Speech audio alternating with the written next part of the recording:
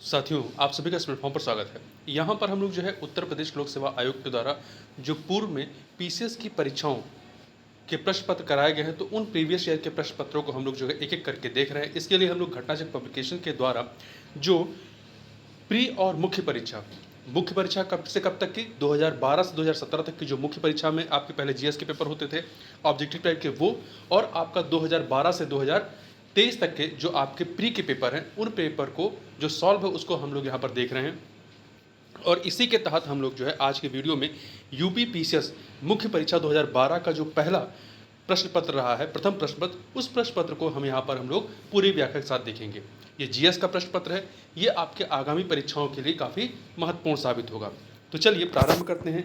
सबसे पहले इसमें इतिहास का प्रश्न है कि पहला प्रश्न है, वह हड़प्पा नगर जिसका प्रतिनिधित्व लोथल का पुरातत्व स्थल करता है, किस नदी पर स्थित था। फिर से देखिए, वह हड़प्पा नगर जिसका प्रतिनिधित्व लोथल का पूरा स्थल करता हुआ किस नदी पर स्थित था, मतलब लोथल किस नदी के किनारे स्थित था, तो ये भोगवा नदी के किनारे स्थित था। ठीक है, लोथल एक आपका बंदरगाह नगर था। हड़प्पा नगर लोथल गुजरात के अहमदाबाद जिले में भोगवा नदी के किनारे स्थित है। यहाँ की सर्वाधिक महत्वपूर्ण उपलब्धि हड़प्पाकालीन बंदरगाह है। अगला, निम्नलिखित में से कौन मौर्य युगीन अधिकारी तौलमान या तौलमाप का प्रभारी था। तो इन चारों में से जो पौतवाध्यक्ष ये आपका तौलमान का वेट एंड मेजर्स का प्रभारी था, जबकि जो पड़ाध्यक्ष था ये वाणिज्य विभाग का तथा शूनाध्यक्ष जो था ये बूचड़ खाने का प्रभारी था।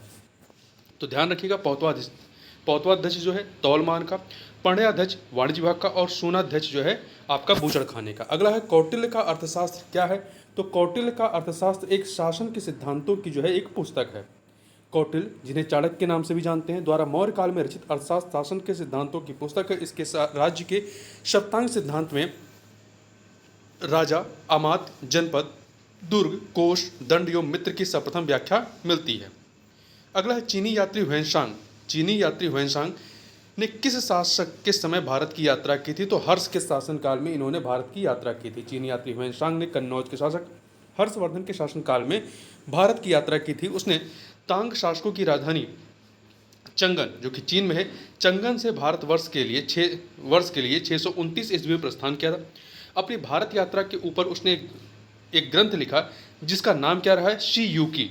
ठीक है, उसके द्वारा लिखी गई जो पुस्तक है उसका नाम क्या है, शी युकी। अगला है, निम्नलिखित में से कौन एक शैलकृत स्थापत्य का उदाहरण है। शैलकृत स्थापत्य का उदाहरण, इन चारों में से जो चार विकल्प हैं, तटीय मंदिर मामल्लपुरम, राजराजेश्वर मंदिर तंजावुर, जगन्नाथ मंदिर पुरी और कैलाश मंदिर एलोरा। तो एलोरा का जो कैलाश मंदिर है ये एक शैलकृत स्थापत्य का उदाहरण है। ठीक है, द्रविड़ काल के इस विश्व प्रसिद्ध मंदिर का निर्माण राष्ट्रकूट शासक कृष्ण प्रथम ने करवाया था। किसने कराया था, कृष्ण प्रथम ने करवाया था। एलोरा महाराष्ट्र के औरंगाबाद जिले में स्थित है। अगला है, पानीपत का प्रथम युद्ध किसके बीच में हुआ था। तो पानीपत का प्रथम युद्ध जो है बाबर और इब्राहिम लोदी के मध्य में, किसके मध्य, बाबर और लोदी वंश के इब्राहिम लोदी के मध्य में कब हुआ था, 21 अप्रैल 1526 को हुआ था, जिसमें इब्राहिम लोदी की सेना की संख्या अधिक होने के बावजूद भी इब्राहिम लोदी पराजित होता है। ठीक है, इस युद्ध में बाबर ने उज्बेगों की युद्ध नीति तुलगुमा, जो उज्बेगों की युद्ध नीति क्या थी, तुलगुमा युद्ध प्रणाली और तोपों को सजाने में उस्मानी विधि या रूमी विधि का प्रयोग किया। पानीपत के प्रथम युद्ध में बाबर के तोपखाने का नेतृत्व उस्ताद अली और मुस्तफ़ा खां नामक दो योग्य तुर्की अधिकारियों ने किया था। इस युद्ध में बाबर की विजय का मुख्य कारण उसका तोपखाना एवं कुशल सेना नायकत्व था। पानीपत के प्रथम युद्ध के साथ ही प्रथम अफगान साम्राज्य का जो है अंत हो जाता है और मध्य युग के इतिहास में मुगल साम्राज्य की नींव पड़ी और बाबर ने इस युद्ध का उल्लेख अपनी आत्मकथा बाबरनामा में किया हुआ है। अगला प्रश्न है कि टोडरमल संबंधित थे किससे। तो ये मालगुजारी सुधारों से संबंधित है। टोडरमल जो है ये मालगुजारी सुधारों से संबंधित थे। ठीक है, तो यहाँ पर आपका बी विकल्प सही हो जाएगा। देखिए, अकबर द्वारा भू राजस्व व्यवस्था के पुनर्निर्धारण हेतु मुजफ्फर खां तुर्बती और राजा टोडरमल को अर्थमंत्री के पद पर नियुक्त किया गया था। राजा टोडरमल ने अलग अलग फसलों पर नगद के रूप में वसूल की जाने वाली लगान राशि का 1571 से 1580 के मध्य लगभग 10 वर्ष का औसत निकालकर उस औसत का एक तिहाई भू राजस्व के रूप में निश्चित किया था, जिसे दहशाला मालगुजारी व्यवस्था कहा गया। आईने दहशाला व्यवस्था को टोडरमल बंदोबस्त भी कहा जाता है। अगला है, दो सूचियां दी गई हैं, युद्ध और यह युद्ध किस मुगल शासक के समय में लड़ा गया उसको यहाँ सुमेलित करना। देखिए, हल्दी घाटी का युद्ध अकबर के समय में, अकबर और राणा प्रताप के मध्य में। बेलग्राम का युद्ध जो है हुमायूं और शेरशाह सूरी के मध्य में हुआ था। खुसरो का युद्ध जो है जहांगीर के द्वारा लड़ा गया था। खुसरो का युद्ध जो है खानवा का युद्ध बाबर और राणा सांगा के मध्य में हुआ था। अगला है, निम्नलिखित वंशों ने किस क्रम में दिल्ली पर शासन किया? यहाँ कूट से हमें सही उत्तर बताना है। खिलजी, लोधी, सैयद और गुलाम। तो सबसे पहले आपका गुलाम वंश आता है, ठीक है, कुतुबुद्दीन ऐबक वाला। तो गुलाम वंश, फिर खिलजी, अलाउद्दीन खिलजी वाला, फिर इसके बाद आपका सैयद वंश आता है और सबसे लास्ट में लोधी वंश आता है, ठीक है। तो गुलाम, खिलजी, सैयद, लोधी। तो 4-1-3-2 मतलब डी ऑप्शन हो जाएगा। देखिए, गुलाम वंश या ममलूक शासकों का शासनकाल जो है 1206 से लेकर 1290 ईस्वी तक रहता है। खिलजी वंश का शासनकाल जो है 1290 से 1230 ईस्वी तक था। सैयद वंश का शासनकाल जो है 1414 से लेकर 1451 ईस्वी तक रहता है और लोधी वंश का शासनकाल 1451 से 1526 ईस्वी तक रहता है। अगला है, मुगल काल में दरबारी भाषा क्या थी? तो मुगल काल में दरबारी भाषा क्या थी? फारसी थी। क्या थी?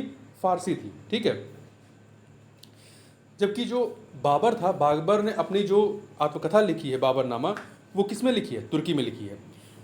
मुगल काल में दरबारी भाषा फारसी थी। अकबर द्वारा स्थापित अनुवाद विभाग में संस्कृत, अरबी, तुर्की एवं ग्रीक भाषाओं की अनेक कृतियों का अनुवाद फारसी भाषा में किया गया था। अगला है, दिल्ली सल्तनत का सर्वाधिक विद्वान शासक जो खगोल शास्त्र, गणित एवं आयुर्विज्ञान सहित अनेक विधाओं में माहिर था, वो कौन था? मोहम्मद बिन तुगलक। तुगलक वंश का मोहम्मद बिन तुगलक, ठीक है, सी ऑप्शन। मोहम्मद बिन तुगलक, जिसका शासनकाल 1325 से 1351 ईस्वी तक रहता है, ये सर्वाधिक विद्वान, मतलब सभी भी सुल्तानों में सर्वाधिक विद्वान एवं शिक्षित शासक था। वह खगोल शास्त्र, गणित एवं आयुर्विज्ञान सहित अनेक विधाओं में निपुण था। अगला, निम्नलिखित में से किसने दिल्ली को सल्तनत की राजधानी के रूप में स्थापित किया? दिल्ली को सल्तनत की राजधानी के रूप में स्थापित किया था, किसने किया था? तो ये किया था आपका इल्तुतमिश ने, ठीक है। जो ममलूक वंश या गुलाम वंश था उसी का शासक था इल्तुतमिश। कुतुबुद्दीन ऐबक ने लाहौर से ही अपना शासन चलाया था, जबकि इल्तुतमिश, जो कि 1211 से 1236 तक शासक रहता है, ने दिल्ली को सल्तनत की राजधानी के रूप में स्थापित किया था। इल्तुतमिश ने ही भारत में सल्तनत काल में सर्वप्रथम शुद्ध अरबी सिक्के चलाए थे। सल्तनत युग के दो महत्वपूर्ण सिक्के, चांदी का टंका और तांबे का जीतल, उसी ने आरंभ किया था, ठीक है। चांदी का टंका और तांबे का जीतल उसी ने आरंभ किया था। सिक्कों पर टकसाल का नाम लिखवाने की परंपरा भी शुरू की थी, किसने? इल्तुतमिश ने। अगला है, महोदया किसका पुराना नाम है? महोदया जो है कन्नौज का पुराना नाम रहा है। कन्नौज का प्राचीन नाम कान्य कुंभज था। यह गुप्त शासकों एवं मौखरी वंश में एक प्रमुख नगर था। कन्नौज का महत्व 7वीं सदी में अधिक बढ़ा, जब यहाँ सम्राट हर्षवर्धन का प्रभुत्व स्थापित हुआ। हर्षवर्धन के समय अपनी उन्नति के कारण इस नगर को महोदया या महोदयश्री कहा गया। हेनसांग ने इस नगर का हर्षकालिक विवरण लिखा, क्योंकि जो आपका हेनसांग है वो हर्ष के काल में ही भारत आता है। यह नगर 6वीं शताब्दी ईसा पूर्व से 12वीं शताब्दी तक भारत की राजधानी रहा और पुरातत्व कला और संस्कृत का केंद्र कन्नौज अपने इत्र के लिए भी प्रसिद्ध रहा है। किस चिश्ती संत की दरगाह पर अकबर दर्शन हेतु अधिक जाता था? किस चिश्ती संत की दरगाह पर अकबर दर्शन हेतु अधिक जाता था? तो ये मोइनुद्दीन चिश्ती की दरगाह पर जाता था। अकबर ने सूफी मत में अपनी आस्था जताते हुए चिश्तिया संप्रदाय को समर्थन दिया था। वह ख्वाजा मोइनुद्दीन चिश्ती की अजमेर स्थित दरगाह पर दर्शन हेतु अक्सर जाता था। चित्रकला की मुगल शैली को आरंभ किया था किसने? तो ये हुमायूं ने। चित्रकला की मुगल शैली को आरंभ किया था हुमायूं ने, डी ऑप्शन। मुगल सम्राट हुमायूं ने फारस एवं अफगानिस्तान में अपने निर्वासन के दौरान मुगल चित्रकला की नींव रखी थी। वहां से भारत आते समय वह भारत के दो प्रसिद्ध चित्रकारों मीर सैयद अली और ख्वाजा अबुद समद को दिल्ली लाया था। किसको? मीर सैयद अली और ख्वाजा अबुद समद को दिल्ली लाता है, जिन्होंने मिलकर एक उन्नत कला संगठन की स्थापना की थी। निम्न में से किसे हिंदी खड़ी बोली का जनक माना जाता है? तो ये अमीर खुसरो को। किसे माना जाता है? अमीर खुसरो को, ठीक है।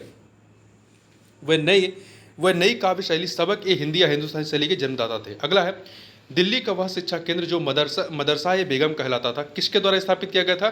तो इसे माहम अनंगा के द्वारा स्थापित किया गया था। माहम अनंगा, ये अकबर की धाय माँ थी। माहम अनंगा ने दिल्ली के पुराने किले में खैर उल मंजिल नामक मदरसे की स्थापना कराई थी, जिसे मदरसा ए बेगम भी कहा जाता था। अगला है, निम्नलिखित सूफियों में कौन कृष्ण को औलिया के अंतर्गत मानता था? निम्नलिखित सूफियों में से कौन कृष्ण को औलिया के अंतर्गत मानता था? तो ये मोहम्मद गौश। देखिए, सतारी संप्रदाय के प्रमुख सूफी संत सतारी सत्तारी संप्रदाय के प्रमुख सूफी संत मोहम्मद गौस कृष्ण को औलिया के रूप में मानते थे। वे ग्वालियर के रहने वाले थे। शेख मोहम्मद गौस की हिंदू धर्म में विशेष रुचि थी। उन्होंने संस्कृत का अध्ययन किया और कलीद ए मखाजीन नामक ग्रंथ लिखा, जिसमें सूफी सिद्धांत और हिंदुओं के ज्योतिषी के साथ संबंधों का विश्लेषण किया। इनकी सबसे अधिक विख्यात रचना जवाहिर ए खमसा है। सतारी संप्रदाय या सिलसिले की स्थापना अब्दुल्ला सतारी ने की थी। अगला है, निम्नलिखित में से कौन लगातार 6 वर्षों तक भारतीय राष्ट्रीय कांग्रेस के प्रेसिडेंट रहे हैं? तो ये आपके कौन थे? अबुल कलाम आज़ाद 1940 से 1946 तक। ठीक है, आज़ादी के पूर्व यह जो है सबसे लंबा कार्यकाल था। निम्नलिखित में से किसके द्वारा जलियांवाला बाग कांड के विरोध में सर की उपाधि त्याग दी गई थी? तो ये त्यागी गई थी रविन्द्रनाथ टैगोर के द्वारा। गुरुदेव रविन्द्रनाथ टैगोर ने जलियांवाला बाग हत्याकांड, जो कि 13 अप्रैल 1919 को होता है, के विरोध में अपनी सर की उपाधि त्याग दी थी। उन्होंने कहा था कि समय आ गया है जब सम्मान के तमगे अपमान के बेतुके संदर्भ में हमारे कलंक को सुस्पष्ट कर देते हैं, और जहां तक मेरा प्रश्न है, मैं सभी उपाधियों से रहित होकर अपने देशवासियों के साथ खड़ा होना चाहता हूं। अगला है, पानीपत के तीसरे युद्ध में मराठों को पराजित किया था किसने? अफगानों ने। मराठों को किसने पराजित किया था? अफगानों ने। जबकि जो आपका पहला पानीपत का युद्ध होता है, इसमें अफगान ही पराजित होते हैं बाबर के द्वारा। आगे चलते हैं, इसमें थोड़ा देखें व्याख्या। पानीपत के तीसरे युद्ध में मराठों को अफगानों ने पराजित किया था। ठीक है, पानीपत का तृतीय युद्ध अफगान शासक अहमद शाह अब्दाली और मराठों के बीच 14 जनवरी 1761 को हुआ था। इस युद्ध में मराठा सेना का नेतृत्व सदाशिवराव भाऊ ने किया था। किसने किया था? सदाशिवराव भाऊ ने किया था। उस समय मराठा पेशवा बालाजी बाजीराव थे। अफगानों ने इस युद्ध में मराठों को पराजित किया था। तो मराठा पेशवा का नाम याद रखिएगा, बालाजी बाजीराव। इनमें से कौन भारत का प्रथम कानून मंत्री था? तो इनमें से प्रथम कानून मंत्री कौन थे? Doctor B.R. अम्बेडकर। कौन थे? Doctor B.R. अम्बेडकर थे। स्वतंत्रता के समय महात्मा गांधी की सलाह पर उन्हें केंद्रीय विधि मंत्री का पद संभालने का न्योता दिया गया था। इस भूमिका में उन्होंने संविधान की प्रारूप समिति के अध्यक्ष के रूप में काम किया। बाल गंगाधर तिलक को लोकमान्य विशेषण कब दिया गया था? तो ये जो है आपका क्रांतिकारी आंदोलन के दौरान दिया गया था। क्रांतिकारी आंदोलन के दौरान दिया गया था। जून 1897 में चापेकर बंधुओं ने पूना की प्लेग कमेटी के अध्यक्ष वाल्टर चार्ल्स रैंड और लेफ्टिनेंट आयरेस्ट की हत्या कर दी थी। रैंड की हत्या को लेकर यह आरोप लगाया गया कि तिलक के नेतृत्व में पूना के ब्राह्मणों ने यह साजिश की थी, परंतु अंग्रेज सरकार तिलक के खिलाफ कोई सबूत नहीं जुटा सकी। जुलाई 1897 में तिलक को भारतीय दंड संहिता की धारा 124A के तहत राजद्रोह के आरोप में गिरफ्तार कर लिया गया था तथा उन पर मुकदमा चलाया गया। उन्हें 18 महीने की कैद की सजा दी गई, जिसका देश भर में भारी विरोध हुआ। इस कारण तिलक अखिल भारतीय नेता के रूप में लोकप्रिय हो गए। जनता ने उन्हें लोकमान्य की उपाधि दी थी। अगला है, निम्नलिखित में से कौन सा युद्ध भारत में अंग्रेजों के आधिपत्य की स्थापना के दृष्टि से सबसे महत्वपूर्ण समझा जाता है? बक्सर, प्लासी, वाड़ीवास या श्रीरंगपट्टनम। तो जो बक्सर का युद्ध है, इसे अंग्रेजों के आधिपत्य की स्थापना की दृष्टि से ज़्यादा महत्वपूर्ण समझा जाता है। यदि प्लासी के युद्ध 1757 की विजय ने बंगाल में अंग्रेज साम्राज्य की नींव डाल दी थी तथा बक्सर युद्ध 1764 की विजय के बाद ही भारत में वास्तविक रूप से ब्रिटिश प्रभुसत्ता स्थापित हुई। बक्सर के युद्ध के बाद ही इलाहाबाद की संधि 1765 में होती है। 2 संधियां होती हैं आपकी। इसके अनुसार मुगल सम्राट, बंगाल का नवाब तथा अवध का नवाब तीनों अंग्रेजों के कठपुतली शासक हो गए थे। अगला है, 1 वर्ष में स्वराज का नारा गांधी जी ने कब दिया था? असहयोग आंदोलन के समय में। असहयोग आंदोलन के समय में, जो कि 1920 में प्रारंभ होता है। असहयोग आंदोलन 1 अगस्त 1920 को औपचारिक रूप से प्रारंभ किया गया था। गांधी जी ने असहयोग आंदोलन शुरू होने के 1 वर्ष के भीतर स्वराज प्राप्त करने का नारा दिया था। अगला है, औरंगजेब की 1707 ईस्वी में मृत्यु होने के बाद सत्ता किसने संभाली थी? तो ये संभाली बहादुर शाह प्रथम ने। बहादुर शाह प्रथम, जिसका एक अन्य नाम मुअज्जम था। क्या नाम था? मुअज्जम या शाह आलम। 1707 में औरंगजेब की मृत्यु के बाद उसके 63 वर्षीय पुत्र मुअज्जम या शाह आलम ने बहादुर शाह प्रथम के नाम से सत्ता संभाली। उसने 1707 से 1712 ईस्वी की अवधि में शासन किया था। अगला है, निम्नलिखित में से किसने बड़ी बुद्धिमानी के साथ अलीपुर षड्यंत्र मामले में अरविंद घोष का बचाव किया था? तो ये बचाव किया था चित्तरंजन दास ने। किसने किया था? चित्तरंजन दास जी ने। ठीक है, देखिए, अलीपुर षड्यंत्र मामले में अरविंद घोष और उनके भाई वारिंद्र घोष सहित 34 लोग अवैध हथियार रखने के आरोप में गिरफ्तार हुए थे। इस मामले में 15 लोगों की सजा हुई थी, परंतु अरविंद घोष रिहा कर दिए गए थे। इस मामले में अरविंद घोष का बचाव एड़ी चोटी का जोर लगा करके चित्तरंजन दास ने किया था। 1802 की बशीन की संधि पर हस्ताक्षर किसके मध्य हुए थे? तो ये 1802 की जो बशीन की संधि होती है, इस पर हस्ताक्षर अंग्रेज तथा बाजीराव द्वितीय के मध्य में होता है। बशीन की संधि दिसंबर 1802 ईस्वी में पेशवा बाजीराव द्वितीय और अंग्रेजों के मध्य हुई थी। इस सहायक संधि के तहत बाजीराव द्वितीय ने अंग्रेजों की संरक्षकता स्वीकार कर ली। इस संधि की शर्तों के अनुसार अंग्रेजों ने पेशवा को पूना में पुनः स्थापित करने के साथ लगभग 60,000 सैनिक पेशवा की रक्षा हेतु उसके राज्य में रखने का वादा किया, जबकि इसके बदले में पेशवा ने अंग्रेजों को 26 लाख रुपए वार्षिक आय वाले क्षेत्र प्रदान करने पर सहमति जताई थी। अंग्रेजों द्वारा सिंध विजय संपन्न हुई कब? तो ये लॉर्ड एलनबरो के समय में। अंग्रेजों द्वारा सिंध विजय जो है ये लॉर्ड एलनबरो के समय में होती है। लॉर्ड एलनबरो का जो काल है वो 1842 से 1844 ईस्वी तक के दौरान अगस्त 1843 ईस्वी में सिंध को पूर्ण रूप से ब्रिटिश साम्राज्य में मिला लिया गया था। यह प्रथम आंग्ल अफगान युद्ध का एक प्रमुख परिणाम था। अगला है भारत में कर्जन के प्रशासन की तुलना औरंगजेब से किसने की थी? तो ये की थी जीके गोखले ने, गोपाल कृष्ण गोखले ने की थी। ठीक है, कर्जन के प्रशासन की तुलना औरंगजेब से गोपाल कृष्ण गोखले ने की थी। महत्वपूर्ण याद रखिएगा। लॉर्ड कर्जन ने अपने वायसराय काल 1899 से 1905 में भारतीय जनमानस की आकांक्षाओं की पूर्णतः अवहेलना करते हुए भारत में ब्रिटिश शासन को सुदृढ़ करने का प्रयास किया। गोपाल कृष्ण गोखले ने कर्जन के प्रशासन की तुलना मुगल सम्राट औरंगजेब से की थी। अगला है भारतीय कांग्रेस कहाँ पर उदारवादियों और उग्रवादियों दो भागों में विभाजित हो जाती है? तो सूरत अधिवेशन 1907 में। ठीक है, स्वराज प्राप्ति के लिए आंदोलन एवं अध्यक्ष पद को लेकर के कांग्रेस वर्ष 1907 के सूरत अधिवेशन में उदारवादियों मतलब नरम दल और गरम दल में विभाजित हो जाती है। उग्रवादियों या गरम दल की तिलक को कांग्रेस अध्यक्ष बनाने की मांग के विपरीत जो नरम दल के दल ने जो है रास बिहारी घोष को कांग्रेस का अध्यक्ष बनवाया था। अगला है कौन सी महत्वपूर्ण घटना जलियांवाला बाग नरसंहार के तुरंत पूर्व घटी थी? तो ये था रोलट एक्ट का बनना। रोलट एक्ट 8 मार्च 1919 को लागू किया गया था, जिसके विरुद्ध गांधी जी ने 6 अप्रैल 1919 को देशव्यापी हड़ताल का कराया था। जलियांवाला बाग में 13 अप्रैल 1919 को शांतिपूर्ण जनसभा में जनरल डायर ने निर्मम हत्या करवाया था। असहयोग आंदोलन वर्ष 1920 की सांप्रदायिक अवार्ड वर्ष 1932 की, देखिए असहयोग आंदोलन वर्ष 1920 का था, जबकि जो सांप्रदायिक अवार्ड है ये 1932 की घटना है। साइमन कमीशन का आना 1928 की घटना है, ये याद रखिएगा। आगे चलते हैं।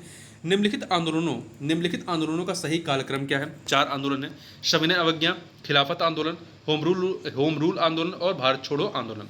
देखिए, सविनय अवज्ञा आंदोलन 1930 में है, खिलाफत आंदोलन 1919 में, होम रूल आंदोलन 1916 में, भारत छोड़ो आंदोलन 1942 में। तो आप क्रम लगा सकते हैं। सबसे पहले क्या आएगा? सबसे पहले होम रूल आंदोलन आएगा 3, फिर आपका खिलाफत आएगा 2, फिर आपका सविनय अवज्ञा आएगा और फिर भारत छोड़ो आएगा। तो 3, 2, 1, 4 अर्थात आपका सी विकल्प जो है वो सही हो जाएगा। आगे देखते हैं। भारतीय इतिहास में तिथि 6 अप्रैल 1930 जानी जाती है किस रूप में? तो ये जो है आपका नमक सत्याग्रह के दौरान महात्मा गांधी द्वारा नमक बनाकर कानून तोड़ने के रूप में 6 अप्रैल 1930 को जाना जाता है। देखिए, 6 अप्रैल 1930 को महात्मा गांधी ने दांडी में एक मुट्ठी नमक हाथ में लेकर के सिविल नाफरमानी आंदोलन, सविनय अवज्ञा आंदोलन का श्री गणेश किया। सुभाष चंद्र बोस ने गांधी जी के इस अभियान की तुलना नेपोलियन के एल्बा से पेरिस की ओर किए जाने वाले अभियान से की थी। एक अंग्रेजी समाचार संवाददाता बेल्सफोर्ड ने खिल्ली उड़ाई और कहा कि क्या सम्राट को एक केतली में पानी उबालने से हराया जा सकता है? इसके उत्तर में स्टेट्समैन समाचार पत्र ने कहा कि गांधी महोदय समुद्र के जल को तब तक उबाल सकते हैं जब तक डोमिनियन स्टेट नहीं मिल जाता। अगला है, जब भारत को स्वतंत्रता प्राप्त हुई थी यूके के निम्न में से किस एक पार्टी की सत्ता थी? मतलब उस समय इंग्लैंड में किस पार्टी की सत्ता थी? तो यहाँ पर लेबर पार्टी की सत्ता थी। किसकी थी? लेबर पार्टी की सत्ता थी। ठीक है, भारत की स्वतंत्रता के समय क्लीमेंट आर एटली ब्रिटिश प्रधानमंत्री थे। उनका कार्यकाल 1945 से 1951 तक था। इस दौरान ब्रिटेन में लेबर पार्टी की सत्ता थी। वर्तमान में भी ब्रिटेन में जो है लेबर पार्टी की सत्ता है। अखिल भारतीय राष्ट्रीय कांग्रेस की प्रथम महिला अध्यक्ष कौन थी? तो अखिल भारतीय राष्ट्रीय कांग्रेस की प्रथम महिला अध्यक्ष जो है ये एनी बेसेंट थी। 1917 में कलकत्ता अधिवेशन की अध्यक्षता इन्होंने की थी। जबकि यदि ये कहा जाए कि अखिल भारतीय राष्ट्रीय कांग्रेस की प्रथम भारतीय महिला अध्यक्ष कौन थी, भारतीय लगा देंगे तो सरोजिनी नायडू हो जाएंगी। 1924 नहीं है। आगे चलते हैं। मुस्लिम लीग का वार्षिक अधिवेशन जिसमें जिन्ना के 2 राष्ट्र के सिद्धांत को मान्यता दी गई थी, वह कहाँ हुआ था? ये लाहौर में हुआ था, मार्च 1940 में। मार्च 1940 में लाहौर में आयोजित मुस्लिम लीग के वार्षिक अधिवेशन में जिन्ना के द्विराष्ट्र सिद्धांत को मान्यता दी गई थी। इससे संबंधित प्रस्ताव का प्रारूप सिकंदर हयात खान ने तैयार किया था और उसे फजलुल हक ने 23 मार्च 1940 को प्रस्तुत किया था। मुस्लिम लीग ने पृथक पाकिस्तान की मांग सर्वप्रथम की थी कब? 1940 में, लाहौर अधिवेशन के दौरान। ठीक है, तो यहाँ पर वर्ष 1940। अगला है, निम्नलिखित में से किसने प्रमुख रूप से विधवा पुनर्विवाह के लिए संघर्ष किया और उसे कानूनी रूप से वैध बनाने में सफलता प्राप्त की? ईश्वरचंद विद्यासागर ने। ठीक है, कलकत्ता के संस्कृत कॉलेज के आचार्य ईश्वरचंद विद्यासागर ने विधवा पुनर्विवाह के लिए अथक संघर्ष किया। इन्होंने यह प्रमाणित करने का प्रयास किया कि वेदों में विधवा विवाह को मान्यता दी गई है।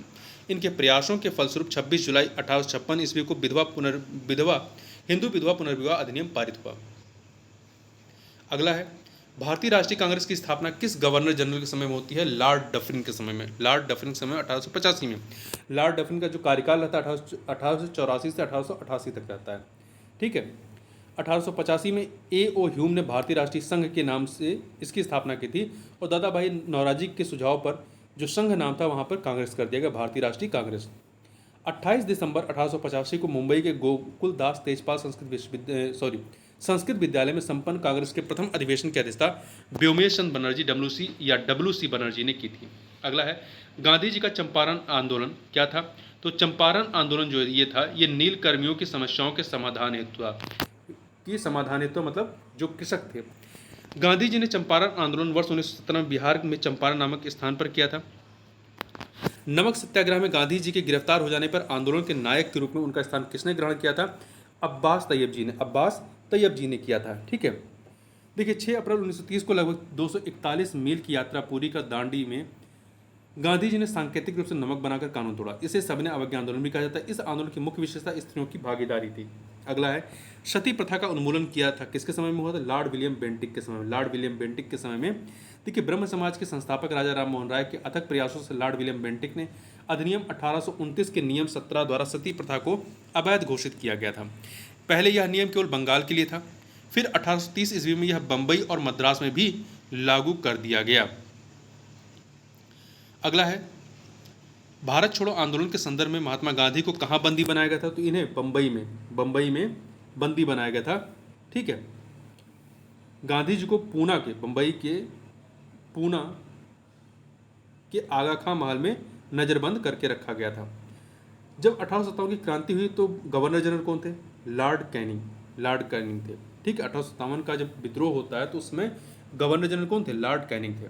जबकि इस समय इंग्लैंड का प्रधानमंत्री पॉम्पटन तथा भारत के सम्राट कौन थे? बहादुर शाह जफर थे। अगला है, अंग्रेजी पत्र इंडिपेंडेंट जुड़ा था किससे? तो ये आपका मोतीलाल नेहरू से जुड़ा है। भारत के लिए स्वशासन की मांग करते हुए मोतीलाल नेहरू ने अंग्रेजी पत्र इंडिपेंडेंट प्रारंभ किया था। अगला है, ज्योग्राफी का क्वेश्चन, भारतीय मौसम विज्ञान विभाग स्थापित है कहाँ पर? नई दिल्ली में। इंडियन मेट्रोलॉजिकल डिपार्टमेंट की स्थापना 1875 में हुई थी और यह पृथ्वी विज्ञान मंत्रालय के अधीन एक एजेंसी जिसका मुख्यालय नई दिल्ली के लोधी रोड पर स्थित है। अगला है, निम्नलिखित में से भारत के किस राज्य की सीमा म्यांमार से उभयनिष्ठ नहीं है, मतलब नहीं लगती है? तो देखिए, आपका अरुणाचल प्रदेश, नागालैंड, मिजोरम, इनकी सीमा, मिजोरम मणिपुर की सीमा लगती है। अरुणाचल प्रदेश, नागालैंड, मिजोरम, मणिपुर की सीमा म्यांमार को स्पर्श करती है, परंतु असम की सीमा जो है वो म्यांमार से नहीं टच होती है। अगला है, भारत के निम्नलिखित में से किस क्षेत्र में शीतकाल में वर्षा होती है?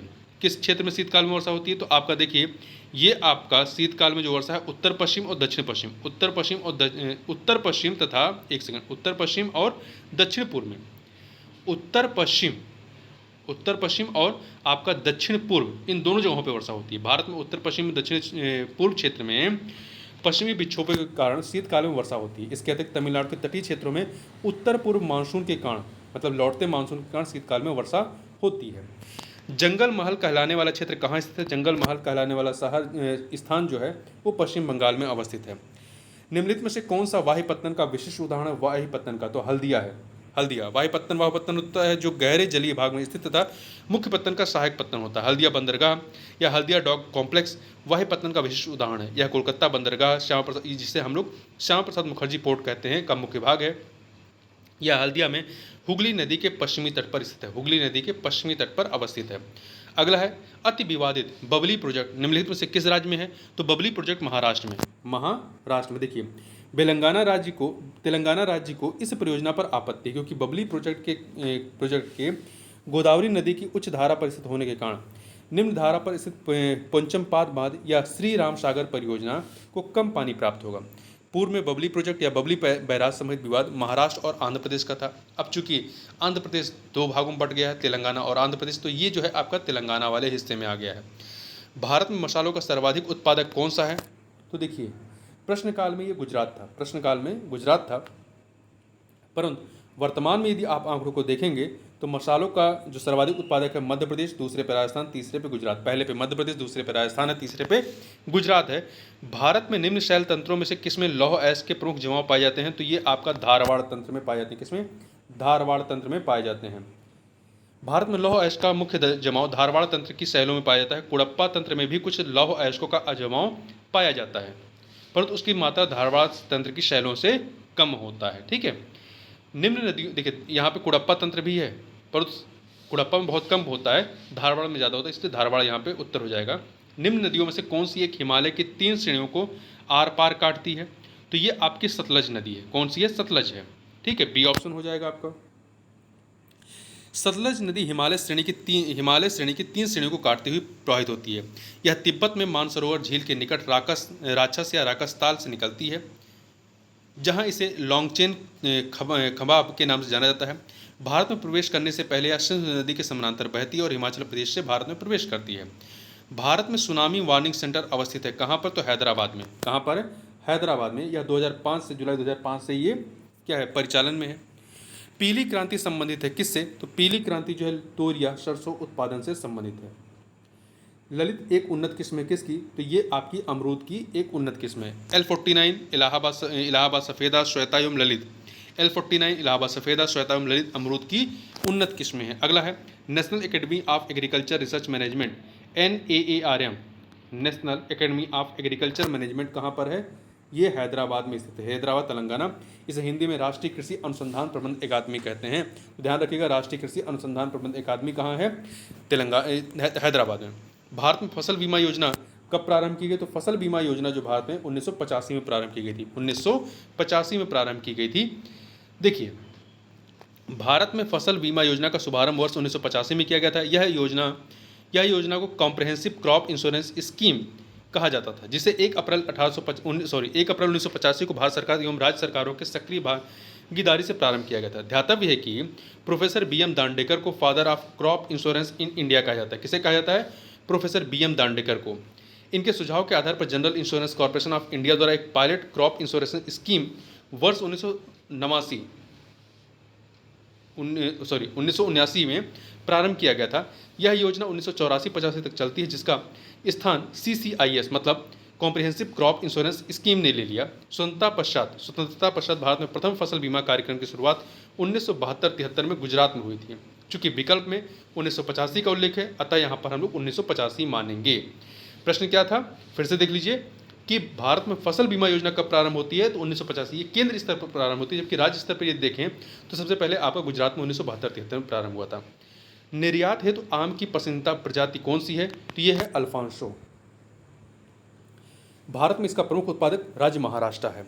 देश में गेहूं उत्पादन के दृष्टि से निम्न राज्यों का अवरोही क्रम, मतलब बड़े से छोटे का क्रम। तो हम लोग ये प्रश्न काल को नहीं देखते, बल्कि वर्तमान में कौन सा उस क्रम को देखते हैं। तो वर्तमान में देखें तो उत्तर प्रदेश नंबर 1 पर है। उत्तर प्रदेश अवरोही, बड़े से छोटा चल रहा है। उत्तर प्रदेश, फिर मध्य प्रदेश है, फिर पंजाब। तो उत्तर प्रदेश, मध्य प्रदेश, फिर पंजाब आपका, ये याद रखिएगा। निम्नलिखित में से कौन सी फसल वर्ष के तीनों ऋतुओं में उगाई जाती है? तो जो सूरजमुखी होती है ये फसल जो है वर्ष की तीनों ऋतुओं में उगाई जाती है। सूरजमुखी की खेती खरीफ, रबी एवं जायद तीनों ही मौसम में की जा सकती है, परंतु खरीफ में सूरजमुखी पर अनेक रोग कीटों का प्रकोप होता है। फूल छोटे होते तथा उनमें दाना भी कम पड़ता है। जायद में सूरजमुखी की अच्छी उपज प्राप्त की जा सकती है।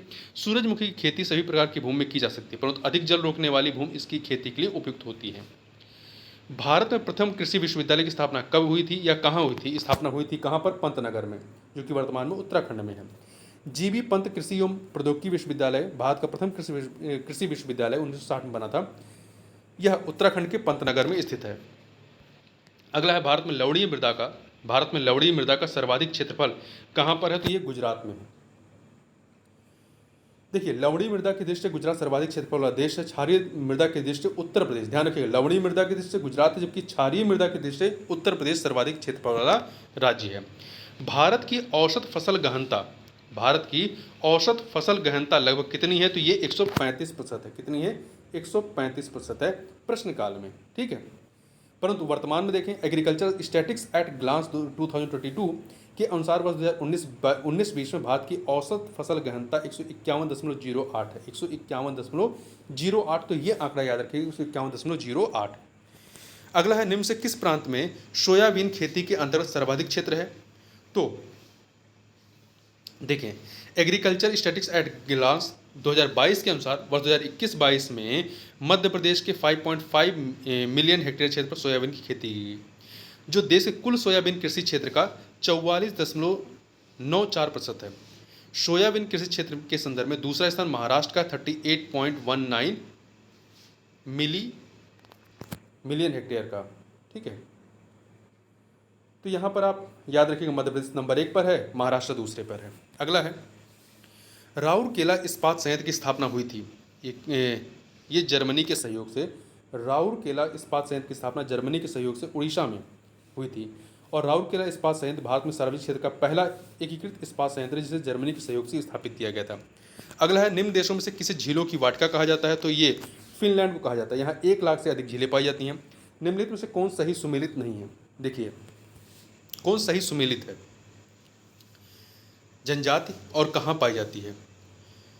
देखिए, इसमें आपका एक सेकेंड, एस्कीमो जो है आपके कनाडा था अलास्का में है। एस्कीमो जो है आपका अमेजन बेसिन में नहीं, कनाडा में है। पिग्मी जो है, पिग्मी इरावदी बेसिन में नहीं है। पिग्मी जो है इरावदी बेसिन में नहीं, बल्कि मुख्यतः मध्य अफ्रीकी क्षेत्रों में पाई जाती हैं। पिग्मी जो है मध्य अफ्रीकी क्षेत्रों में है। बुंदू सहारा में नहीं, बुंदू जो है, बुद्दू, ये पश्चिमी अफ्रीकी क्षेत्रों में है, पश्चिमी अफ्रीकी क्षेत्रों में है। जबकि बुशमैन कालाहारी मरुस्थल में। तो डी वाला आपका सही है। दोबारा देख लीजिए यहाँ पे व्याख्या। एस्किमो उच्च अक्षांशीय बर्फीले क्षेत्रों जैसे कनाडा, अलास्का, ग्रीनलैंड में पाए जाते हैं। पिग्मी मुख्यतः मध्य अफ्रीकी क्षेत्रों में, बुंदू पश्चिमी अफ्रीकी क्षेत्रों में, जबकि बुशमैन कालाहारी मरुस्थलीय क्षेत्र में पाए जाते हैं। अफगानिस्तान की सीमा उभयनिष्ठ नहीं है, किसके साथ? तो 4 हैं, उज्बेकिस्तान, तजाकिस्तान, रूस और तुर्कमेनिस्तान के साथ।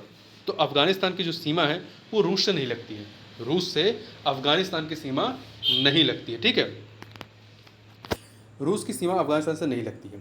अफगानिस्तान की सीमा 7 देशों से मिलती है। ये देश कौन कौन से हैं? ईरान, पाकिस्तान, भारत, तजाकिस्तान, चीन, उज्बेकिस्तान और तुर्कमेनिस्तान। भारत की लगभग 106 किलोमीटर सीमा अफगानिस्तान से लगती है। अगला है, निम्नलिखित में से कौन सा एक कथन सही है? 4 कथनों में से कौन सा सही है वो बताना। देखिए, ग्रीनलैंड विश्व का दूसरा बृहत्तम या क्षेत्रफल वाला द्वीप है? नहीं, ग्रीनलैंड क्षेत्रफल की दृष्टि से विश्व का बृहत्तम द्वीप है, सबसे बड़ा द्वीप है। तो पहला गलत है। दूसरा, नूक ग्रीनलैंड का एक छोटा नगर है। देखिए, नूक ग्रीनलैंड का सबसे बड़ा एवं राजधानी नगर है। नूक की समुद्र तल से ऊंचाई 3 मीटर है, ये सही है। नूक की समुद्र तल से ऊंचाई 1 से 3 मीटर तक है, तो आपका सी ऑप्शन सही है। ग्रीनलैंड संयुक्त राज्य अमेरिका के अधीन नहीं, ये डेनमार्क के अधीन है। अगला है, निम्न में से कौन सा युग में सही सुमेलित है? देश और नगर। तो देखिए, आपका बगोटा जो है ये वेनेजुला नहीं बल्कि कोलंबिया में है। बगोटा आपका कहाँ पे? कोलंबिया में। वेनेजुला में क्या है? कराकस है। न्यूजीलैंड में क्या है? वेलिंगटन है। और साइप्रस में निकोसिया। तो ध्यान रखिए, वेनेजुला में कौन सा नगर है? कराकस, न्यूजीलैंड में वेलिंगटन, कोलंबिया में बगोटा और साइप्रस में निकोसिया। शिकान नामक विश्व की सबसे लंबी रेल सड़क सुरंग, शिकान नामक विश्व की सबसे लंबी रेल सड़क सुरंग स्थित है। देखिए, जो शिकान नामक विश्व की सबसे लंबी रेल सड़क सुरंग है, ये कहाँ पर है? ये जापान में है। वर्तमान में ये देखें तो गोथार्ड बेस सुरंग, जो कि विश्व की सबसे लंबी सुरंग है, ये कहाँ पे है? स्विट्जरलैंड में है। तो याद रखिएगा। अगला है आपका कि निम्नलिखित प्रशांत महासागरीय द्वीपों में से कौन मेलेनेशिया द्वीप समूह में सम्मिलित है? तो ये आपका सोलोमन द्वीप है। कौन सा है? सोलोमन द्वीप है। देखिए, मेलेनेशिया ओसेनिया का एक उपक्षेत्र है, जिसका विस्तार पश्चिमी प्रशांत महासागर के अनित्य किनारे पर पूर्व में फिजी से लेकर पश्चिम अस्पुरा सागर तक है। इस क्षेत्र के प्रमुख द्वीप हैं New Guinea, Bismarck, Archipelago, Santa Cruz, Vanuatu, Solomon Islands, Fiji एवं न्यू कैलेडोनिया। ठीक है, तो ध्यान रखिएगा, गिलबर्ट द्वीप, मार्शल द्वीप, सोसाइटी द्वीप ये मेलानेशिया द्वीप समूह में नहीं है। जबकि कौन कौन से हैं? New Guinea, Bismarck, Archipelago, Santa Cruz, Vanuatu, Solomon Island, Fiji एवं न्यू कैलेडोनिया। अगला, निम्नलिखित में से किस एक देश में पंपास घास के मैदान स्थित हैं? तो ये देखिए, ये आपके दक्षिण अमेरिका के मुख्यतः अर्जेंटीना में पाए जाते हैं। इसके अतिरिक्त ये उरुग्वे और ब्राजील में भी पाए जाते हैं। तो यहाँ पर यदि एक को चुनना होगा तो आप अर्जेंटीना सी ऑप्शन मान लेंगे, अदरवाइज आपका अर्जेंटीना और उरुग्वे दोनों हैं। विश्व में सर्वाधिक दुग्ध उत्पादक देश वर्तमान में कौन सा है? तो भारत ही है। प्रश्नकाल में भी था और वर्तमान में भी यही है। अगला प्रश्न है कि पृथ्वी स्थित है कहाँ पर? तो पृथ्वी जो है ये शुक्र और मंगल ग्रह के मध्य में स्थित है। शुक्र और मंगल के मध्य में स्थित है। यदि आप सूर्य से दूरी के अनुसार यदि ग्रहों का क्रम देखेंगे तो सबसे पास में आपका बुध है, फिर उससे दूर शुक्र है, फिर पृथ्वी, मंगल, बृहस्पति, शनि, अरुण, वरुण। ये क्रम याद रखिएगा। निम्नलिखित पर्वतों में से कौन सा जर्मनी में अवस्थित है? तो ब्लैक फॉरेस्ट आपका जर्मनी में अवस्थित है। आपको कमेंट बॉक्स में बताना है कि एटलस, एपिनाइज और पेरिनीज किन देशों में स्थित है। अगला है पर्यावरण का प्रश्न है कि बाघों का प्रमुख रिजर्व सरिस्का किस राज्य में अवस्थित है? तो सरिस्का जो है आपका राजस्थान के अलवर जिले में स्थित है और इसे 1978 में टाइगर रिजर्व घोषित किया गया था। भारत के निम्न टाइगर रिजर्व में से कौन सा मिजोरम में अवस्थित है? तो जो डम्फा है ये आपका मिजोरम में है। इसके अतिरिक्त मेलघाट आपका महाराष्ट्र में है, बुक्सा आपका पश्चिम बंगाल में है और आपका भद्रा कर्नाटक में है। पर्यावरण के संदर्भ में भारत में पाए जाने वाले हॉटस्पॉट कौन से हैं? तो देखिए, भारत में 4 हॉटस्पॉट हैं। पहले विकल्प में जो आपका पूर्वी घाट, पश्चिमी घाट, तो पूर्वी घाट नहीं है, पश्चिमी घाट है। दूसरे में विंध्य पर्वत श्रेणी और पूर्वी घाट, ये नहीं है। तीसरे में पूर्वी हिमालय श्रृंखला और पश्चिमी घाट, ये दोनों ही आपके हॉटस्पॉट हैं। 4 हॉटस्पॉट में से ये 2 हैं, तो यहाँ पे सी ऑप्शन सही हो जाएगा। शिवालिक श्रृंखला, पूर्वी घाट, तो पूर्वी घाट नहीं है। भारत के किस राज्य में उसके क्षेत्र का अधिकतम प्रतिशत जो है, उसके क्षेत्र का अधिकतम प्रतिशत क्षेत्र वनाच्छादित है? तो ये आपका मिजोरम है। यहाँ पे देखें, मिजोरम में 84.53% जो है वो वनाच्छादित है। अरुणाचल प्रदेश में 79.33 है, मेघालय में 76% है, मणिपुर में 74.34 है। तो इस प्रकार से मिजोरम हो जाएगा। मिजोरम के बाद अरुणाचल प्रदेश, फिर मेघालय, फिर मणिपुर। संयुक्त राष्ट्र संघ ने निम्न से किसे 2011 से 20 के लिए दशक निर्दिष्ट किया है? तो इसे जैव विविधता दशक के रूप में निर्दिष्ट किया है, डिकेड ऑन बायोडाइवर्सिटी। आगे चलते हैं। जनगणना 2011 के अनुसार सर्वाधिक जनघनत्व वाला राज्य कौन सा है? तो यह है आपका बिहार। दूसरे नंबर पे पश्चिम बंगाल है, तीसरे पे आपका केरला है, चौथे पे उत्तर प्रदेश है। बिहार में आपका जनघनत्व कितना है? 1106 है। फिर पश्चिम बंगाल में 1028 है। सन 2011 की जनगणना के अनुसार, और यहाँ एक चीज़ ध्यान रखिएगा, यदि आपका राज्य और केंद्र शासित प्रदेश दोनों को मिला के सर्वाधिक जनघनत्व वाला स्थान पूछा जाए तो आपका दिल्ली हो जाएगा। ठीक है। सन 2011 की जनगणना के अनुसार भारत के निम्न राज्यों में से किस राज्य की सकल जनसंख्या के सापेक्ष नगरीय जनसंख्या का प्रतिशत सबसे कम है? तो ये आपका है हिमाचल प्रदेश में। हिमाचल प्रदेश की केवल 10% आबादी वो नगरीकृत है। उड़ीसा में 16.7 है, झारखंड में 24% है, राजस्थान में 24.9 है। तो हिमाचल प्रदेश में देश के सभी राज्यों या संघीय क्षेत्रों में नगरीय जनसंख्या का प्रतिशत न्यूनतम है।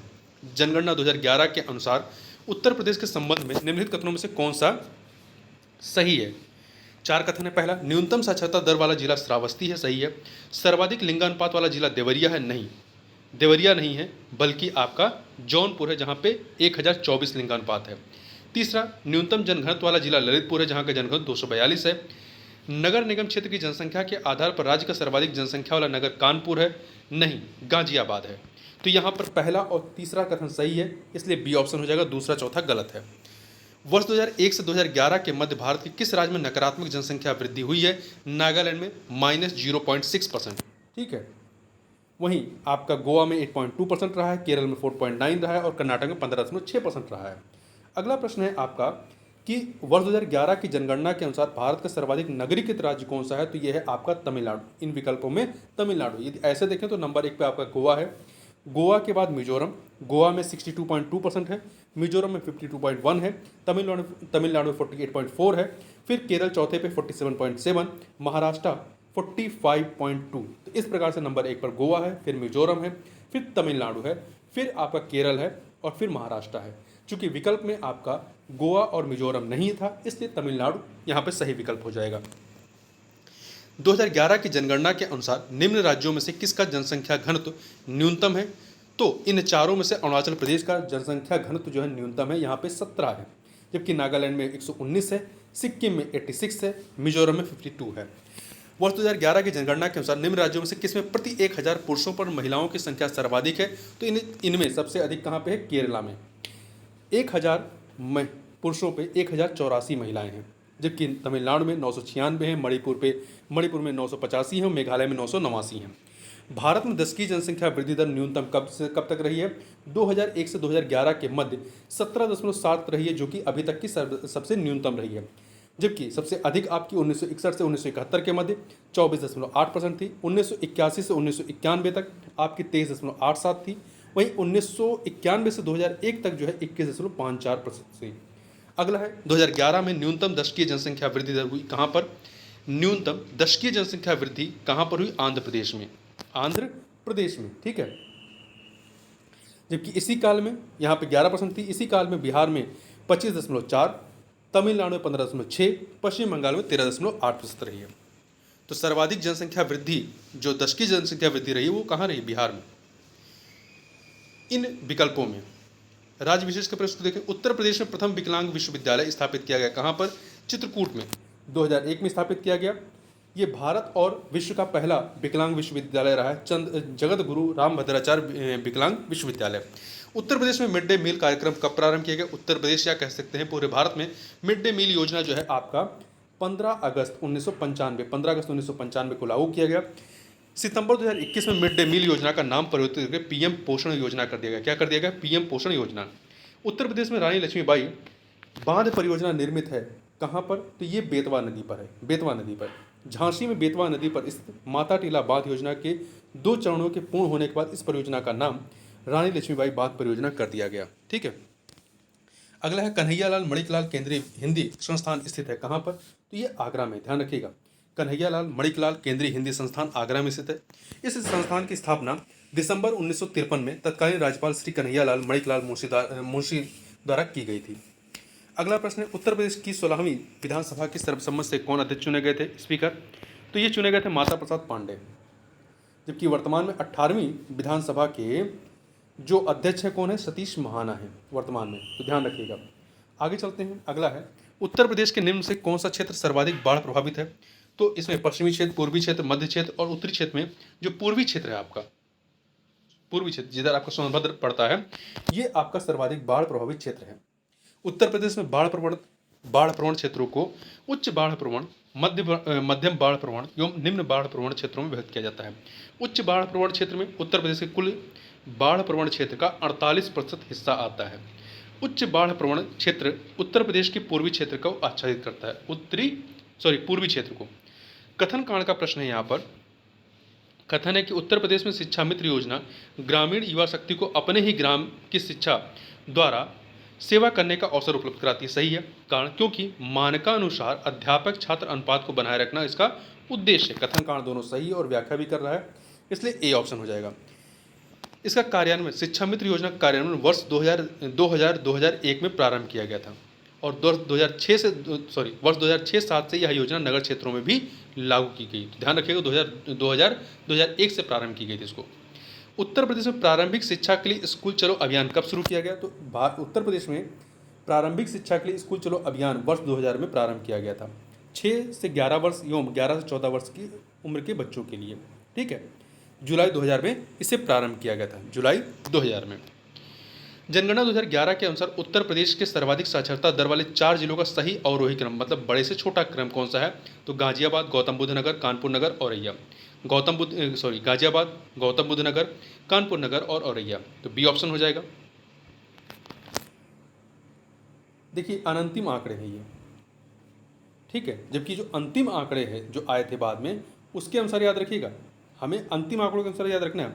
गौतम बुद्ध नगर, फिर कानपुर नगर, औरैया, इटावा, गाजियाबाद।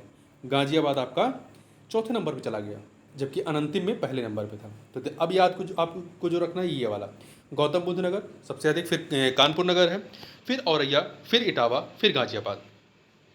इस प्रकार से तो गाजियाबाद 5वें पे है ना, 5वें पे, ठीक। गौतम बुद्ध नगर, कानपुर नगर, औरैया, इटावा, गाजियाबाद। 2011 की जनगणना के अनुसार उत्तर प्रदेश में सर्वाधिक साक्षर जिला कौन सा है? गौतम बुद्ध नगर है। गौतम बुद्ध नगर है। अब देखेंगे ये अनंतिम आंकड़ों के अनुसार गाजियाबाद था, परंतु वर्तमान में देखेंगे तो आपका गौतम बुद्ध नगर हो जाएगा। ठीक है, ए विकल्प। उत्तर प्रदेश में सर्वाधिक प्रतिशत कर्मचारी नियोजित हैं किस में? तो ये आपका कृषि क्षेत्र में। किस में है? कृषि क्षेत्र में। 2011 की जनगणना के अनुसार उत्तर प्रदेश में कुल कर्मकारों में कृषि कर्मकारों का योगदान 59.3% है, लगभग 60% है, जिसमें कुल कृषि श्रमिक दीर्घकालीन एवं अल्पकालीन 30.3% एवं कुल कृषक दीर्घकालिक एवं अल्पकालिक 29% हैं। अगला है निम्नलिखित कौन एक सही सुमेलित नहीं है? कबीर पंथियों का पवित्र तीर्थ स्थल मगहर है। भगवान बुद्ध का निर्वाण स्थल कहाँ है? कुशीनगर। सूफी संत हाजी वारिस अली शाह की मजार देवा शरीफ में है। 88,000 ऋषियों की तपस्थली संकिसा में नहीं है, बल्कि फर्रुखाबाद, सॉरी ये यहाँ पर नहीं है। संकिसा जो है ये उत्तर प्रदेश के फर्रुखाबाद जिले में स्थित संकिसा बौद्ध धर्म से संबंधित है, बौद्ध धर्म से। ठीक है। जीटी रोड नहीं गुजरती कहाँ से? देखिए इलाहाबाद से गुजरती है, अलीगढ़ से गुजरती है, मुगलसराय से गुजरती है, परंतु आगरा से नहीं गुजरती है। देखिए शेरशाह सूरी द्वारा निर्मित लगभग 2600 किलोमीटर लंबी grand trunk GT road Sonargaon Paschim Bangal से प्रारंभ होकर के धनबाद, डेहरी ऑन सोन, मुगलसराय, वाराणसी, इलाहाबाद जिसे आप प्रयागराज के नाम से जानते हैं, कानपुर, कन्नौज, अलीगढ़, गाजियाबाद, दिल्ली, अंबाला, लुधियाना, लाहौर, पेशवा, खैरा दर्रा होते हुए अफगानिस्तान के काबुल में समाप्त होती है। तो ये आगरा से होकर के नहीं जाती है। भारत में किस राज्य का लोकसभा व राज्यसभा में प्रतिनिधित्व सर्वाधिक है? तो उत्तर प्रदेश का। लोकसभा में 80 और राज्यसभा में 31 स्थान आवंटित हैं। 2011 की जनगणना के आंकड़ों के अनुसार निम्नलिखित में से उत्तर प्रदेश के किस जिले में सबसे कम महिला साक्षरता है? तो आपका रामपुर में सबसे कम महिला साक्षरता है। कहाँ पर? रामपुर में। 2011 जनगणना के आंकड़ों के अनुसार उत्तर प्रदेश के श्रावस्ती जिले में महिला साक्षरता दर न्यूनतम है। कहाँ पर? आपका श्रावस्ती में। ठीक है। दिए गए जिलों में महिला साक्षरता दर बलिया में 61.72, देवरिया में 61.34, गोरखपुर में 61.54, रामपुर में 49.16। तो इसमें इन चारों में सबसे कम कहाँ पे है? रामपुर में। ओवरऑल देखेंगे तो श्रावस्ती में है। ठीक, तो यहाँ पर आपका डी ऑप्शन हो जाएगा। प्रसिद्ध चरकुला नृत्य संबंधित है किससे? तो ब्रजभूमि से। यह नृत्य ब्रजभूमि में रथ के पहिए पर अनेक घड़ों को रखकर किया जाता है। इसे ब्रजभूमि का घड़ा नृत्य भी कहा जाता है। उत्तर प्रदेश की प्रमुख वाणिज्यिक उपज कौन सी है? वाणिज्यिक उपज यह है गन्ना। वाणिज्यिक या नकदी फसल आपकी गन्ना है। आगे चलते हैं। अगला है उत्तर प्रदेश में होली के त्यौहार पर लठमार होली मनाई जाती है। कहाँ पे? बरसाना में, मथुरा के बरसाना में।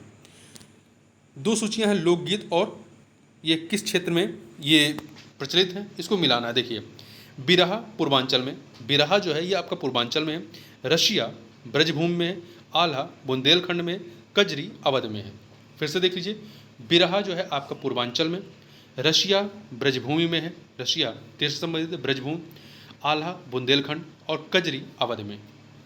उत्तर प्रदेश में आंवले का सर्वाधिक उत्पादन कहाँ होता है? तो प्रतापगढ़ में होता है। उत्तर प्रदेश में रेलवे कोच फैक्ट्री स्थापित की गई है। कहाँ पे? रायबरेली में। 2012 में, नवंबर 2012 में स्थापित किया गया था। यमुना एक्सप्रेस वे ये ग्रेटर नोएडा से आगरा तक है। ग्रेटर नोएडा से आगरा तक यमुना एक्सप्रेस वे को ताज एक्सप्रेस वे के नाम से भी जाना जाता है। इसकी लंबाई कितनी है? 165.537 किलोमीटर। 165.537 किलोमीटर लंबा यह मार्ग उत्तर प्रदेश के दो शहरों ग्रेटर नोएडा और आगरा को जोड़ता है। निम्नलिखित में से कौन सा एक सही सुमेलित नहीं है? बायोटेक्नोलॉजी पार्क लखनऊ में, ट्रोनिका सिटी नोएडा में नहीं गाजियाबाद में, ट्रोनिका सिटी नोएडा नहीं गाजियाबाद। तो यहाँ पे बी विकल्प आपका सही नहीं है। Plastic city Kanpur, leather technology park आपका उन्नाव में है। भारतीय चारागाह एवं चारा अनुसंधान संस्थान या Indian grassland and fodder research institute ये कहाँ पे है? झांसी में है। C option. निम्नलिखित में से कौन सा एक सही सुमेलित नहीं है? देखिए अमीर खुसरो एटा में पैदा हुए थे, मिर्जा गालिब आगरा संबंधित है, जोश ये मलिहाबाद, जिगर गोरखपुर नहीं है। जिगर गोरखपुर से नहीं वन मुरादाबाद से ताल्लुक रखते थे। ठीक है। गोरखपुर का सुलेमान शायद फिराक से है, मतलब गोरखपुर का जो संबंध है किससे? फिराक गोरखपुरी से है। बेगम समरू ने एक अति प्रसिद्ध चर्च का निर्माण करवाया था। कहाँ पे? आपका सरधना में। कहाँ पर? सरधना में, मेरठ के निकट सरधना में कराया था एक अति प्रसिद्ध चर्च का निर्माण। बेगम समरू के पति एक यूरोपीय वॉल्टर रेनहॉट सांब्रे थे, जिन्होंने कई रियासतों को सैन्य सेवाएं प्रदान की थी। सांब्रे को बंगाल के नवाब नजब खां ने सहारनपुर के रुहेला सरदार जाप्ता खां को हराने में प्रमुख भूमिका के कारण साधना की जागीर प्रदान की थी। सांब्रे का स्थानीय नाम अब भ्रंशित होकर समरू हो गया था। अपनी पति की मृत्यु के बाद बेगम समरू सरधना की शासका बनी थी। अगला अर्थशास्त्र का प्रश्न है, निम्नलिखित में से कौन भारत के शेयर बाजार के कार्य को नियंत्रित करता है? तो सेबी करता है। सेबी भारतीय प्रतिभूति एवं विनिमय बोर्ड। इसकी अनुमति के बाद ही कोई कंपनी अपना प्रारंभिक निर्गम इशू या आईपीओ जारी कर सकती है। भुगतान संतुलन शब्द का प्रयोग निम्नलिखित में से किसके संदर्भ में किया जाता है? तो इसका प्रयोग जो है आपका आयात एवं निर्यात के संबंध में, आयात एवं निर्यात के संबंध में किया जाता है। दलाल स्ट्रीट संबंधित है किससे? मुंबई से। बम्बई शेयर बाजार बीएससी दलाल स्ट्रीट मुंबई महाराष्ट्र में स्थित है। नवरत्न में सम्मिलित सार्वजनिक क्षेत्र का उपक्रम कौन सा है? तो शेल है, गेल है, ये में आपके महारत्न कंपनियां हैं। एमटीएनएल ये नवरत्न है, ठीक है। वर्तमान में यदि आप देखें तो 18 अक्टूबर 2023 तक की स्थिति के अनुसार भारत में कुल महारत्न कितने हैं? 13 हैं, जबकि नवरत्न कंपनियां कितनी हैं? 16 हैं। इनके नाम याद रखिएगा जो महारत्न है 13 के। कृषि को योगदान इस समय राष्ट्रीय जीडीपी में, मतलब कृषि का योगदान जीडीपी में लगभग कितना है? देखिए 21 मार्च 2023 को कृषि एवं किसान कल्याण मंत्रालय द्वारा जारी आंकड़ों के अनुसार जीबीए में कृषि एवं संबद्ध क्षेत्रों का हिस्सा 2020-21 और 21-22 और 22-23 में क्रमशः, देखिए 20 यदि लेटेस्ट देखें 22-23 तो कितना 18.3%। तो ध्यान रखिएगा 18.3% ही आप याद रखिएगा। हैंडबुक ऑफ एग्रीकल्चर प्रकाशित होती है किससे? तो भारतीय कृषि अनुसंधान परिषद से। हैंडबुक ऑफ एग्रीकल्चर जो है इसे भारतीय कृषि अनुसंधान परिषद ICAR के द्वारा प्रकाशित किया जाता है। बैट लगाया जाता है, जो बैट होता है, बैट ये मूल्यवर्धित कर होता है, बैट ये लगाया जाता है उत्पादन तथा अंतिम विक्रय के मध्य सभी चरणों पर। मूल्यवर्धित कर बैट एक बहुबिंदु गंतव्य आधारित कराधान है। यह उत्पादन वितरण श्रृंखला के लेन देन के प्रत्येक चरण पर मूल्यवर्धन पर लिया जाने वाला कर है। अब इसकी जगह पे जीएसटी आ गया है, ठीक है। करंट के क्वेश्चनों को हम लोग छोड़ देंगे क्योंकि बहुत पुराने करंट हैं। तो इसके कुछ हम लोग विविध के प्रश्नों को देख लेते हैं। भारत के प्रथम परमाणु रिएक्टर का नाम क्या रहा है? अप्सरा। इसका नाम क्या रहा है? अप्सरा। ट्रॉम्बे स्थित भाभा परमाणु अनुसंधान केंद्र बार्क में इसका परिचालन अगस्त 1956 में प्रारंभ हुआ था। केंद्रीय खाद्य तकनीकी अनुसंधान संस्थान, केंद्रीय खाद्य तकनीकी अनुसंधान संस्थान, या इंग्लिश में कहें तो central food technology research institute CFTRI कहाँ पर है? ये आपका मैसूर कहाँ पे है? कर्नाटक में, ठीक। तो इस प्रकार से यहाँ पर हम लोगों ने 2012 का जो मेंस का पेपर था प्रथम प्रश्न पत्र, उसको हम लोगों ने यहाँ पर कंप्लीट किया। तो इस वीडियो में बस इतना ही। मिलते हैं नेक्स्ट वीडियो में। देखिए बहुत बहुत धन्यवाद।